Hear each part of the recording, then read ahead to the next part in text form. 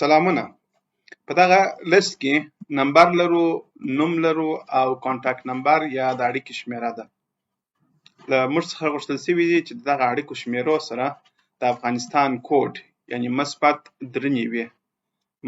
9 ور اضافه کړئ. یوه طریقه دا ده چې زه هر سل کې کلیک وکړم مثبت 9 اضافه کړم. که دغه لیست ډیر اوږد وي نو زموږ کار به ډیر ستومانه کوونکی وي. د دې د حل لپاره راځئ دا کالم انتخاب کوم. ټول نمبر زه انتخابوم. راځم رایټ کلیک باندې کوم.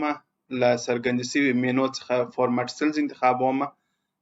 په دغه کړکۍ کې راځم کاستم ته او په کاستم کې دغه جنرال چې دی دا پاکوم.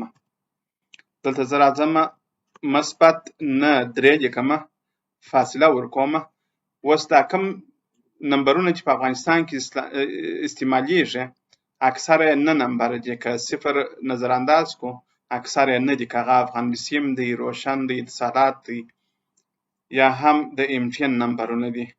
نو زه راځم دلته 9 ورکوم. 6 دا 7 دا 8 دا 9. اوس راځم کلیک پر کوم. ته ګورئ په ډیره اسانۍ موږ وکولای شوای چې دغه نمبرو ته مثبت 3 اضافه کو.